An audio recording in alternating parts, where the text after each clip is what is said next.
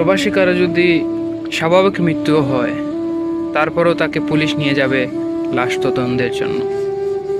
তার mobile, money bag, ঘড়ি সব কিছু নিয়ে নেবে তদন্ত করার জন্য। ওদিকে মোবাইল ফোন বন্ধ পেয়ে পরিবার আহাজারি করবে।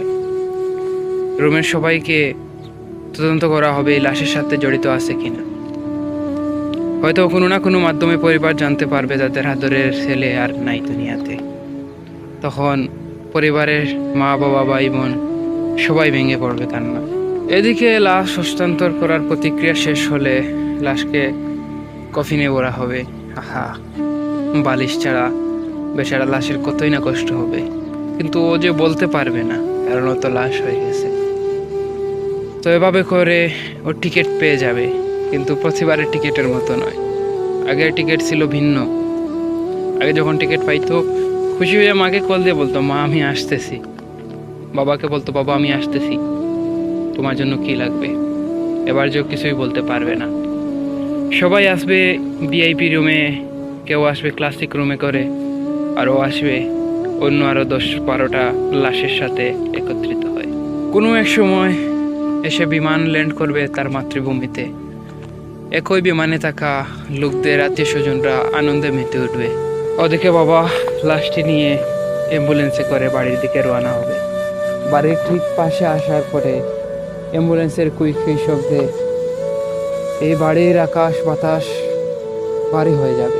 সবাই আর্তনাদ করবে, মনের ভিতর আহাজারি। লাশ গাড়ি থেকে নামাতে না নামাতেই সবাই লাশ দেখার আগে কফিনে ধরে কান্না করবে। প্রিয় ভাই, প্রিয় বোন, মা এসে ওই কফিনকেই জড়িয়ে ধরবে। অবশেষে মাইকিং তো করা হয়ে গেছে আগে যে লাশ বেশিক্ষণ রাখা যাবে না। এমনিতেই অনেক দিন ধরে লাশ ছিল বিদেশের মাটিতে। মা শেষবারের মতো তার ছেলের মুখটা মুছে দেবে। ছেলে হয়তো বলতে চাইবে, মা তুমি কান্না করো না, কিন্তু কি আর করার, সে তো আর বলতে পারবে না। বাড়ির সব কাজ শেষ হয়ে গেলে বাবা তার আদরের ছেলেকে কাঁধে করে নিয়ে যাবে কবরের দিকে। এই খাটিয়াটা স্বাভাবিক খাটিয়া নয়, এই খাটিয়ে শুয়ে আছে তার আদরের সন্তান। কখনো কোনো লাশ তার কাঁধে ভারী মনে, কিন্তু আজ ছেলের লাশটি এত ভারী মনে হইতেছে। ফুপিয়ে ফুপিয়ে কান্না করবে আর বলবে, বাবা এই তো সেদিন তোকে এয়ারপোর্টে ছেড়ে আসলাম, তখনও তো কান্না করেছিল। তুই বলেছিলি বাবা আমি খুব শীঘ্রই ফিরে আসবো, ফিরে তো ঠিকই আসলি। তাহলে কেন এবার বাবা বলে ডাকলি না? এবার তো তুই বাড়ির উঠোন থেকে চলে আসলি আবার সেই মাটির ঘরে।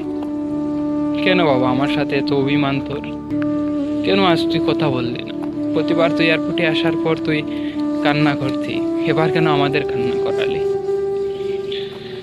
এভাবেই করে প্রবাসীর লাশ দাফন করে দেওয়া হবে। সবাই যার যার কাজে ব্যস্ত হয়ে যাবে। হয়তো এই প্রবাসী ছেলের রুমটা অন্য কেউ দখল করে নেবে।